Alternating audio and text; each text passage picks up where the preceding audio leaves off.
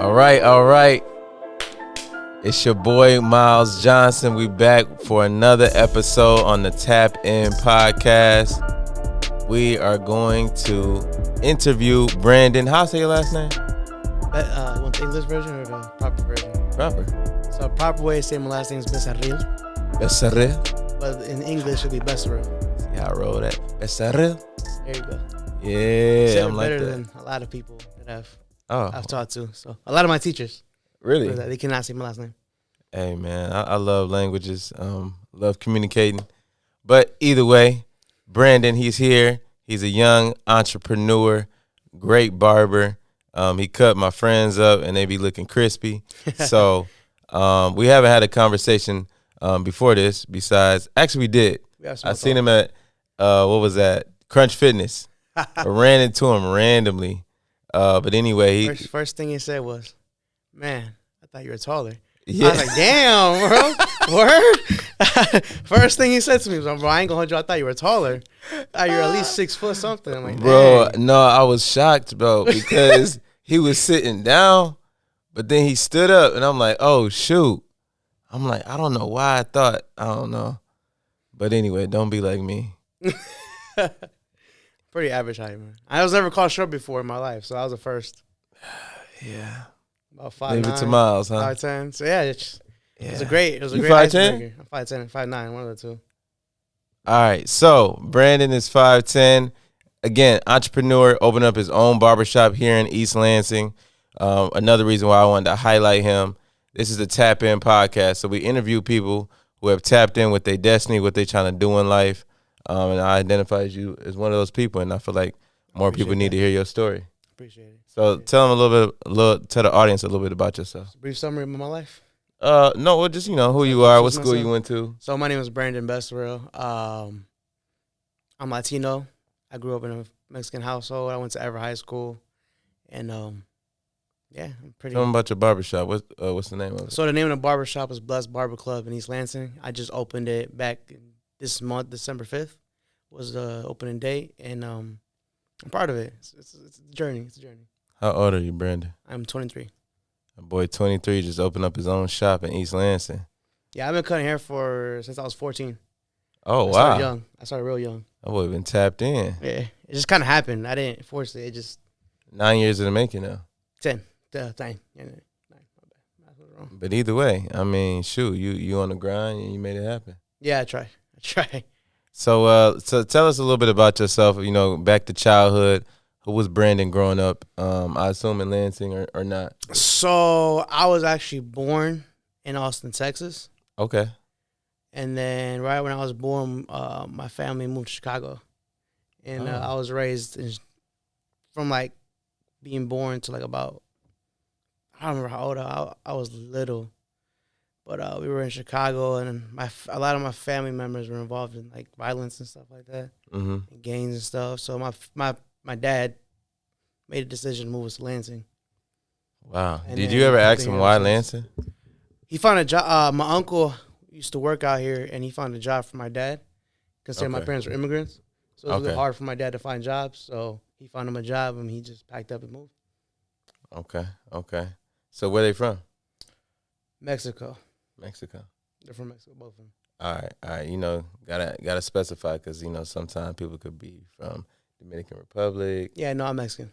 Straight Mexican. He said he's straight Mexican. Straight bean. Hey, so a reason why I want to bring that up too, I went to Carabana in 2016, and I swear I seen every shade of black I could ever imaginably see, and they had every flag. I'm talking about Dominican Republic, Jamaica, Trinidad, Puerto Rico. I mean, and it was so beautiful. Yeah. But anyway, it made me want to respect people's heritage and where they come from. Yeah, one thing about Latino people is they're very, or Hispanics, I should say, there's a huge diversity of different languages, color, all that stuff. Like, it's all different, but it's all relatively together. Gotcha. That's what I've realized growing up, Hispanic.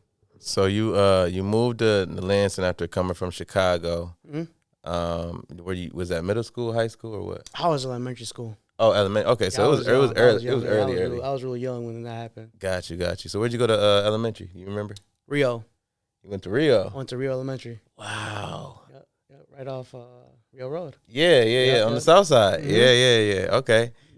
Middle school. Where you go? I went to Gardner. I had a feeling, because it's all in the same vicinity. Yep. So I went to Rio, and Gardner, and then Everett. Okay. So what was Brandon like in high school? Like, what type of kid was High school me depends on the year you're asking. Okay. So you had evolutions. Like, what was it like? So I definitely blossomed differently with every year of high school. So freshman year I was very quiet. I was very shy, nervous. I didn't really talk to much people. I'll say after that, sophomore year, I was more of a social person. Okay. I talked to everybody. I knew a lot of people. And that's actually when I started really cutting hair for real. Well, what made you switch? Like, what made you want to talk to people? So my freshman year, I played football. And then right when football ended, these people came to talk to our school. And it was, I don't know if you heard of 4th and 1. Yeah, Eric Thomas and them. Yep. At the time, it was called 4th and 1. Yeah, When I started, it was called Apex Academy. Oh, They changed the name. Okay. So I joined the camp, which was an MSU. And basically, so I went in thinking it was a football camp, right? I'm thinking just drills, football for a whole week. It was a week long. But no, it was a camp where they really taught us how to build social skills, how to study skills, and basically prepare us for life. We practiced SAT work, ACT work. We did a lot of extracurricular stuff. They forced us to go out into the university and talk to random people, like question them and just get our social skills up so we know how to talk in the future. And then that kind of, I was never exposed to anything like that before, being where I came from. So seeing that and seeing people actually like want to do good with the young generation, it made me like, okay, I appreciate where I'm at, and I really took advantage of it. So my sophomore year, I kind of forced myself to get out of that bubble, that shy bubble that a lot of people have, and I just forced myself to talk to more people. So take us back to football, man. So was that like your top sport? Is that the only sport you played? So I played a lot of basketball before in middle school. So basketball and football were like my sports. I never played for the team, at least in high school, but I did play a lot with my friends and stuff that played for the team. And then football was my thing. Football was my thing. So who put your first set of clippers in your hands?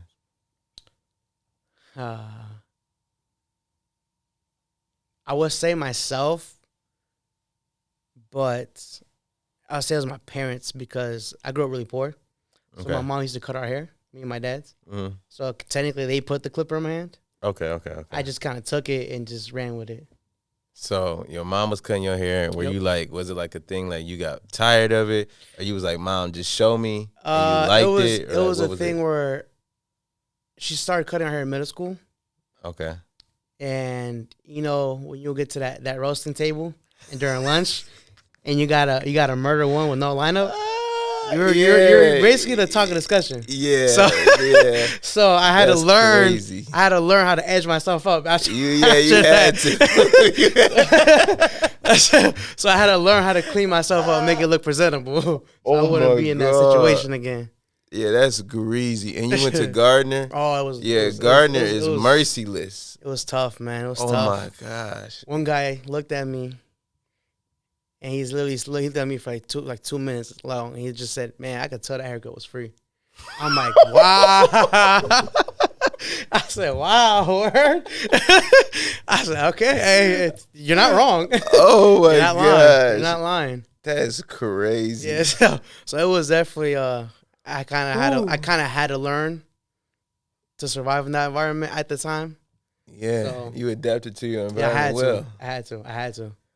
So that kind of like, I guess, started my journey with clippers. And obviously, as the years went by, I ended up like buying some extra liners and stuff like that to use myself. Yeah, so you got better. So I got better over time. And I didn't really think anything of it. Like I said, I just cut my own hair and that's that. Until one day, one of my friends asked me to cut his hair. I've never done it before. So I was like, I mean, oh, sorry. No, he asked me to fix his haircut. He went to the barber shop and he messed up his fade. Oh, okay. So he asked if I could fix it. I'm Fixing a fade, that's okay. So I said, I don't know. That's quite the task. Like, I don't know, but we're going to figure it out. It already looks bad, so it can't get any worse. And then I ended up making it look better. And then 2 weeks later, he asked me if I could cut his hair. Okay. And then I tried it. I've never done anybody else's hair but mine. It took forever. It took 2 hours to do a taper fade. But it came out looking really nice. You was trying to get it right? Yeah. I'm not going to lie. So, funny thing is, people in college remember this, if maybe. McDonald Hall, for all my BG people, I used to cut hair my freshman year of college. Really? Yeah, because I had met this dude, this black dude. He was like, man, you know, the best hustle in college is cutting hair. Yeah. Because all these black people on campus ain't got nowhere to get their hair cut. Mm-hmm. So I'm like, I mean, that's adding up. You know I had like $150, so I went and got me some Andes. Went and got me some Walls clippers. And I used to cut people hair. And I am not going to lie, I definitely fried a couple heads. It's part of the process. I remember it taking at least an hour to do somebody fade. So when you said 2 hours, that makes sense. People don't understand this, but the amount of pressure that you're under when you're cutting somebody's hair, especially when you're a beginner, is insane. Yeah, and it's like the person in the chair don't even say nothing, but you could feel like, if you mess this up, you're fucked. Yeah. You're fucked. Oh, my bad. My apologies. Forgot. You're done. You're done. Yeah. It's really bad for you. My bad. I was behind the camera just laughing. Oh, my bad. I didn't mean to say that out loud. You're done. But yeah, you're pretty messed up. It's over for you. And yeah, so after a while, I realized clipping wasn't for me. It's a lot of pressure. It's a lot of pressure, and I just felt like, I don't know. I'm like, I had consistent clients every now and then, but I didn't see myself like making that my thing. You know what I'm saying? So like, kind of how you said you got flamed at the table, my man was making fun of you. Yeah. Because your haircut. So my mom did hair. Okay. And she used to buy my clothes from JCPenney's. Mm-hmm. And I never had like the sweetest clothes, like J's. I've never bought my own pair of J's ever in my life. My first pair of J's was a hand-me-down from my uncle. Mine was a pair from my cousin. There was some blue 4s.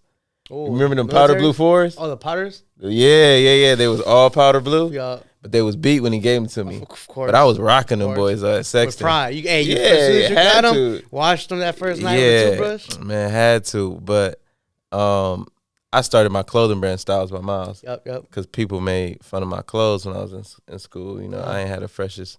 And I was tired of being bullied, bro. Like, when you at that lunch table, but that's a real thing. That's you gotta survive. You have to survive at that and it's table. A 30-minute lunch, but like it feel like an hour forever. When you were the topic of the table, yeah, it was tough, and you had to learn how to talk back. You had to, or else they just gonna flame you every single day. You had to start attacking. You had to, but it's funny when you say that you're just tired of getting bullied, because it's funny how at the time we thought it was like the worst thing that could happen to us. Yeah, but look what happened. Yeah, because of it, blossomed. You know what I mean? Yeah. So I said to myself, like, I wasn't gonna let that situation hold me back in life. And clearly, you didn't either. No, I told myself I was never letting it happen again. Yeah, he said, nah. I said, nah. I gotta do something about it. I got to. But for some people, that's not their reality. So what made you? What gave you that heart to be like, bro, I'm not letting nobody ever do that again?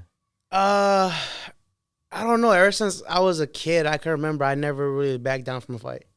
Okay. I never did. It don't matter if I was scared or if I would never back down.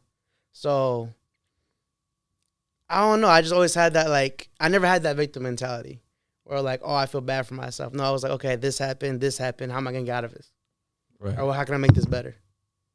So, it's just the way I was raised, really. Like my whole childhood, everything that happened in my past, it kind of built that in me. Well, so what were some principles or morals that your parents or family installed into you besides that? Hello, everyone. This is Joshua Southern, owner, engineer, producer, here at Risky Studios. And Risky Studios, you know, it's a place where you can be yourself. You can be creative. You can, you know, make your wildest dreams come true. You know, so come join us in the heart of East Lansing. Go green, go white, go Spartans. All right, we back from the short commercial break. We had a special guest come in the building. Shout out to Bree. Give a round of applause to Bree real quick, man. All right. So, Brandon Becerril. Yes, sir. Tell us some morals, principles. How does your family help you stand on business? So since I was a kid, I was really young when my dad kind of put responsibility on me. Okay. So like certain things to take care of in the house. Yeah. As a young boy, and I don't know, just seeing my parents work all the time, it kind of made me like want to hustle. You know, like we struggled a lot, so it just made me want to get better. And then on top of that, like I remember my mom used to clean dorm rooms when I was younger. Oh yeah, okay. And every now and then I'll join her, you know, and make a couple dollars that day. And then my sisters would do it too. So we always hustled ever since I was a kid. Yeah, my dad told me growing up that laziness is a habit. Anybody can build that habit, and it'll be once you build the habit, it's hard to break. So he always kept us busy. So you was never lazy. He always kept us busy. That's my issue now is I can't sit still. Like if I sit for too long, like for example, today's Sunday, I woke up, I slept in because I had nothing to do, and I was just chilling at the crib, and I was like, man, I gotta do something, man. I just feel like I gotta do something. Yeah. You know, so I started vacuuming the house. So it's a habit you just can't break anymore. Okay. It's good and bad. My girlfriend complains all the time that I can't sit still. Well, I mean, you open up your own shop because you can't sit still. Exactly. Hey, things happen, but you tapped in, and that's what's important. So for my next question, Brandon, I want to ask, when you were growing up and you had, you know, those people to look at, I would say who were some of those people, but you could have went the other way, right? Earlier you said you had violent, you know, upbringing. Not upbringing because my parents family members though. My parents are good at shielding that from us. Right, but you could have went that way. Yeah. Like you have access to them to a degree, right? So like, what kept you out of the streets? I mean, obviously your parents, they kept you busy, right. But like, what fed that temptation to not go that way? My parents always told us growing up that every time we step out of the house, we're representing them and their morals and the way they raised us. So I kind of took that to heart since I was a kid. Like every time I go out or every time I meet somebody new, I got to show like I was raised by people that had common sense or some sort of self-respect. Gotcha. Now I'm representing them. Yeah, you are. Spitting image. So every time I like do anything, I just remember like, will my parents be proud of this if I do this? And I don't know, it just kind of stuck with me. That's deep. Yeah. I like that. Yeah, that and also I don't know. I was never one to follow the crowd. Okay. I always like to do my own thing. Like a lone warrior? Kind of. Like I wouldn't say I was popular in high school because I didn't really care for popularity, but a lot of people knew me. Okay. And if you ask anybody in high school, I always had headphones in. I didn't care for attention really. It was out the way. Yeah, I just like being in the shadows. Okay. Make me a background character. Gotcha. Let me get my bag, but put me in the background. You know what I mean? Let me be hidden, but let me get my stuff together. Okay. Ain't no wrong with that. So, high school, you 23. Did you go to college at all? I went to barber school and cosmetology school. Okay. So I'm actually double licensed. You double licensed? Oh, okay. So, for the people that don't know, what's the difference between cosmetology school and barber school, and like, can you cut hair even though you go to cosmetology? Yeah, school? so cosmetology school is mainly for like stylists, so they focus more on other things than cutting hair. So they focus on like women's hair, coloring, chemical services, highlights, perms, relaxers, nails. So cosmetology is like the whole spectrum, skin, stuff like that, massages, stuff like that, and barbering is mainly focused on like the men's cutting skills, like for men's cuts and stuff like that. Gotcha. Okay. And yeah, you can cut hair with both. If you just have a cosmetology license, or you're not allowed to use a straight razor. Oh. That's for barbers only. Got you. Okay. I see. I didn't even know that. Yeah, a lot of people don't know that. I didn't know that until one of my mentors told me. So what? How long did it take you? Cosmetology school was 1,500 hours, and you're only allowed by the law to get 40 hours a week, so about a year. And then barber school was like about a year and like a couple months, because 1,800 hours. So it's more hours to do barber school. But recently I think they've just passed a law where if you have a cosmetology license, if you go to barber school, you just got to finish the 300 hours. Now that's But smart. sadly, when I did it, they didn't pass the law yet. So I had to do the whole thing again. Oh, so you had to go back to back years. Yeah. Yep. So you couldn't do at the same time. No. Well, I mean, no, you can't. No, you can't. Which one did you do first? Cosmetology school. What? Because my mentor told me, because at the time I was already cutting men's hair. I was already cutting hair every day. Mm-hmm. So he's like, you know how to cut men's hair already. You can do the fades, you can do the tapers, you can do lineups, you can do all that already. Go to cos school because it's going to challenge you and it's going to make you think differently about certain hairstyles and haircuts. And it did.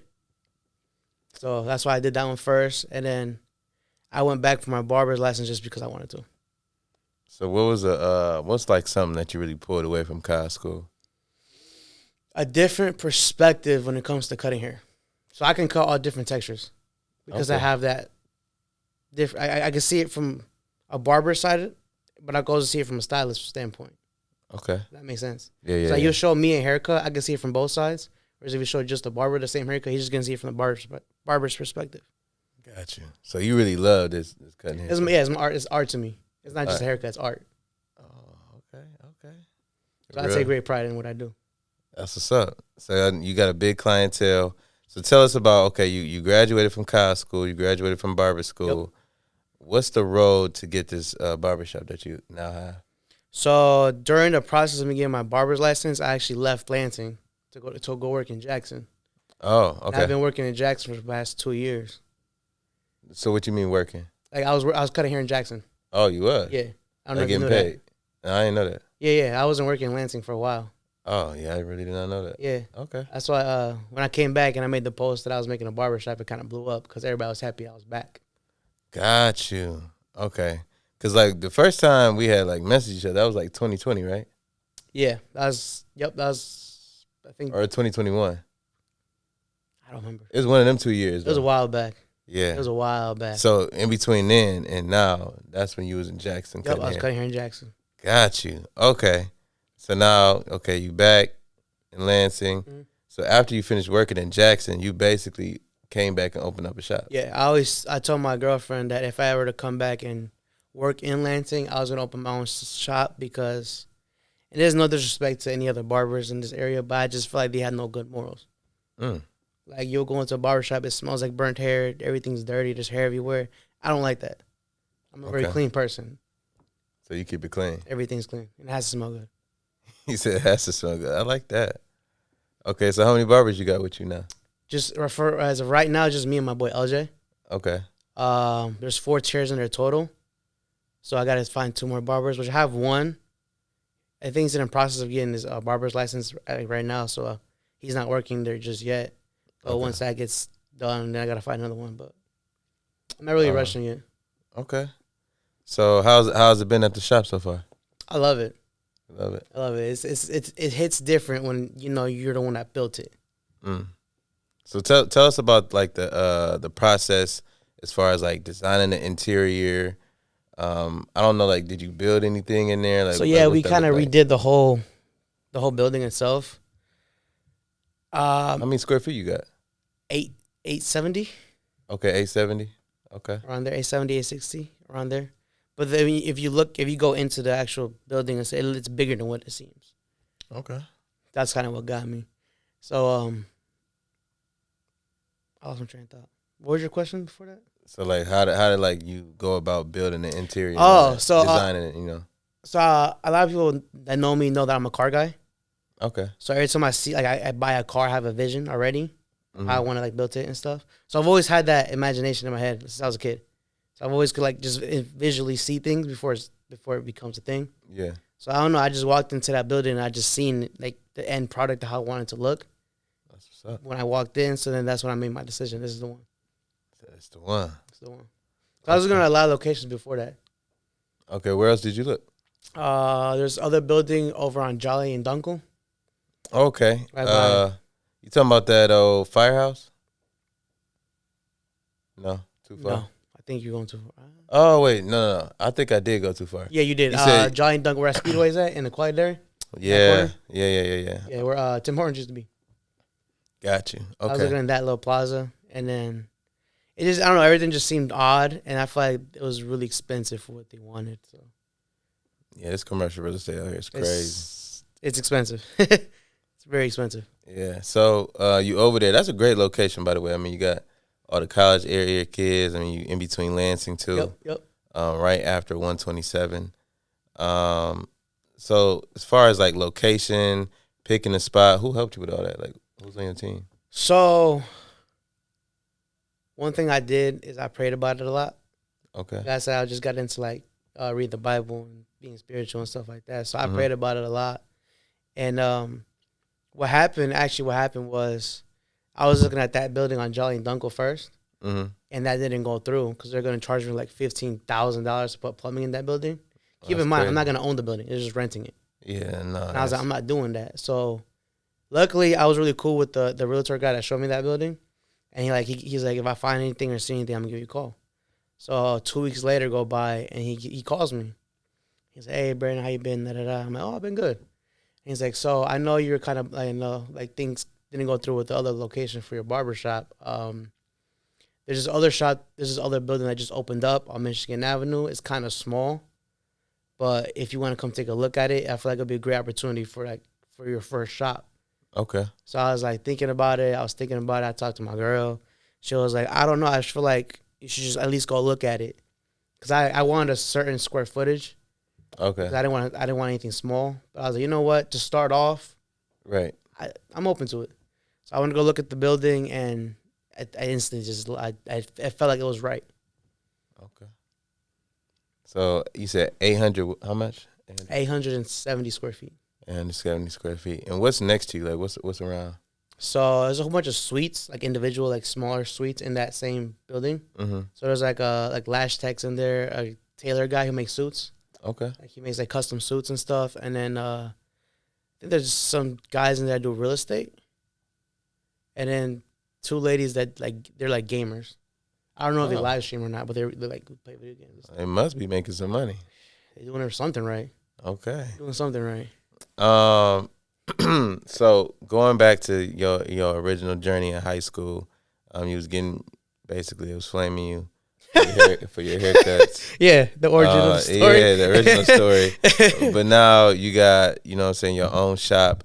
How does it feel? How do your parents feel? How does your family feel about you opening up a shop in Lansing? They're very proud. They told me they're happy for me. My older sister was very happy for me. That she said she started crying.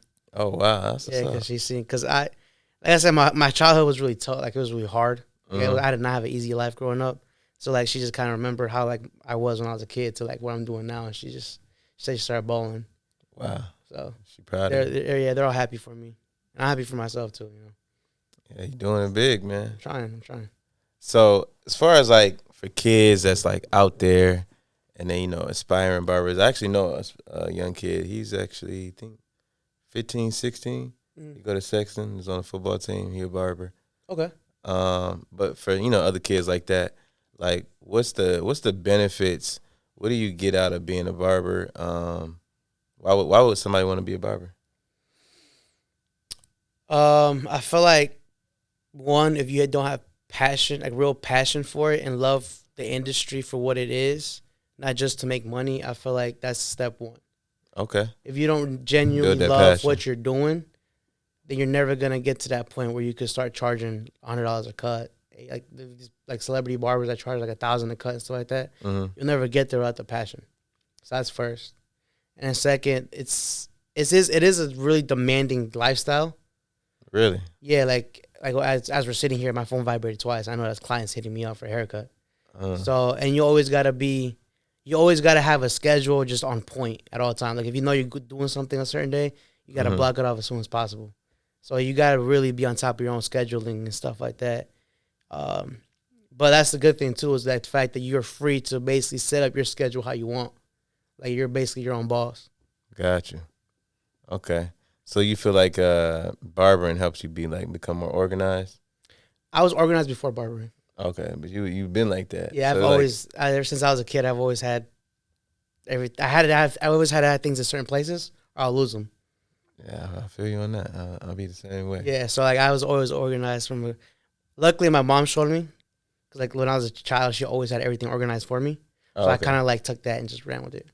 Got you. But as far as like for the young kids, you saying for you to actually charge the prices that you want to charge, really make money in this industry, you got to be passionate. Yeah, because I feel like a lot of people see like the social media barbers. Right. And they see like, oh, he's charging $800 a haircut, he's charging $1,000 a cut, he's charging $100 a cut, but they don't see how the process it took for them to get there.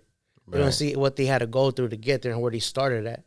Because I'm at $60 a cut right now. Okay. But like I said, it took 10 years. Where the first 5 years I was cutting hair for free. Just because I wanted to get better. I want to get reps. You was cutting hair for free the first 5 years? Yeah. Wow. That's dedication. And I feel like that's something that a lot of these younger generation don't understand is you had to make a lot of sacrifice. So that way you're able to get to where you want to be. Cause I feel like now they're thinking of now like, oh, like I just started cutting hair, let me charge $20 in the basement. I wasn't charging no money. I was just trying to get better. Yeah, you know what I mean? Yeah, $20 in the basement, crazy. That's what I mean. Like, so to me, you gotta have passion for it. One, you gotta love what you're doing, and you gotta be able to have social skills. That's huge in the barber industry. Yeah. So like you talk to your clients a lot? I mean, they I talk all the time. Oh, for real? Everybody will tell you I talk all the time. I never shut up. Okay. Because I done had some barbers that we just sit there and be like, and it's awkward. It's uncomfortable. Yeah. You're just sitting there. Right. No, I crack jokes. I talk, man. I never be quiet. Start debates. You one of them like rough barbers. They be like pushing people's head and be like, nah, you know how they be doing. I don't think I do. Okay, I don't think bruh, I do. Some people might argue that, but nah. I've been told I have very soft hands. Okay. So I don't think I'm aggressive. Man, bruh, I hate when barbers be too aggressive. No, I'm or not. Like they lining you up and they be like all up on you, stomach on your shoulder. Like, bro, like can't get no extension going on. I don't think I'm like that. Okay. I never had put in that situation where I feel like I'm on my client, like my stomach's on my client. So we're good. But there was a situation at the shop with my barber LJ. Okay. And I don't know if he wants to share me the shares or not, but I'm gonna tell you anyways. So he was cutting this kid's hair. Mm-hmm. And he just got done and he had to get the little baby hairs, but the kid wasn't paying attention. He was just like in his own little world. So LJ, he said it 5 times, hey, put your head down. Kid didn't listen. So he just grabbed his head and just put it down. Oh my god. And I seen it. I was like, oh my God. Yeah. And like everybody in the shop just started dying laughing. Where it's like, bro, oh my God, you're gonna be that aggressive. Then like when obviously like I was more quiet, but then once like the mom and the kid left, we started dying laughing. He's like, bro, you see me tell him 5 times to put his head down. He wasn't putting his head down. That's I crazy. started dying laughing like, bro, you are hilarious. Yeah, but that was probably a viral moment if that was caught on camera. Oh my God, I was laughing so hard. Me and my client were just laughing. Yeah, bro. I mean, I would have listened, but anybody grab your head like that, thing they're fighting with. That's fighting action. He just gripped. He just stiff armed him, like legit, like How old was Marshawn the lynched kid? him. Probably like 5, 6. Nah, maybe 10. Oh, he was 10, so he was old enough to kind of like get mad for to it. know what's going on. Okay. I was like, dang, you had to stiff arm my man's like that, man. That's crazy. Well, shout out to the good barbers. That's gentle. You know what I'm saying? Courteous. We're gonna switch to a good segment. We're gonna play apples or oranges. Oh man. With young Brandon. All right, Brandon, you seen it earlier, but you get the game. Yep. Apples or oranges, bro? Go ahead and start. So if you were to ask me 2 years ago, I'll say apples. But I just found out I'm actually allergic to apples now. What? I'm allergic to the core. That's of weird. an apple. Okay. I can't eat apples no more. Which apple used to be my favorite fruit. Dang. So I had to say oranges now. They must be biomedically, what you call it, fake. Something going on. I don't know. I think it's the chemicals they're putting in their fruit, but I don't know. Oh, it might be. All right, Washington or LA Rams? LA Rams. Sprite or Mountain Dew? I don't like soda. Water or Gatorade? Water. Fruit or veggies? Fruit. Wall or Andes? Wall. Why? They're better. Okay. Talcum powder or baby powder? You know what's funny about that? I don't use it no more because I just found like somebody told me that they both cause cancer. Shout out to Bree. She told me the same thing. Really? Yeah, I just found that out, so I don't use any of them now. I use aftershave spray. You said shaving spray? Aftershave spray. Aftershave spray? Okay, okay. Shout out to the aftershave spray. Yeah, usually when people complain that it burns, I'm like, you want that or you want powder that gives you cancer? Pick one. Yep, spray. Exactly. Baseball or soccer?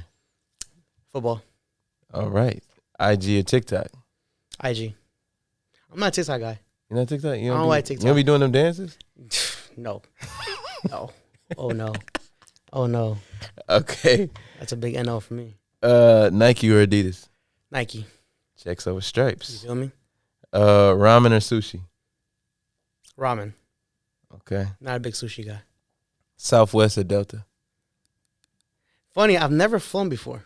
You know what? I asked that question. I've never flown before, but I'm actually going on a trip to Colorado this Wednesday. It's my first time flying. He's going to LA on Wednesday.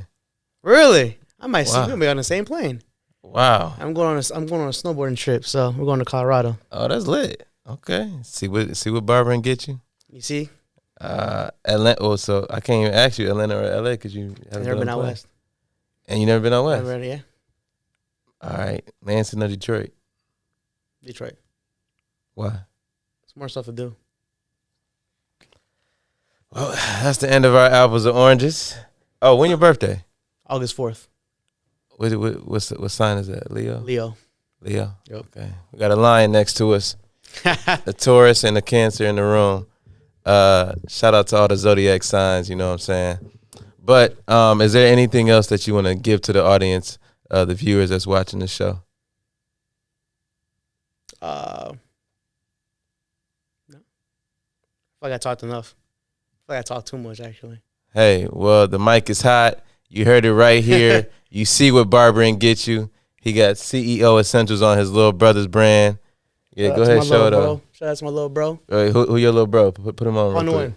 Punwin? Pawn the Win. Pawn Win? Pawn the Win. Okay. He started his own clothing line. What's it called? CEO CEO Essentials? Yep, CEO Essentials. Okay, he got a website? He does. And he also has an Instagram. Check him out, CEO Essentials. Where can they find you, Brandon? Instagram, my personal page is Brandon.thebarber. My shop page is blessed_barbers_club. All right, that's a lot, but we're gonna put it in the YouTube description.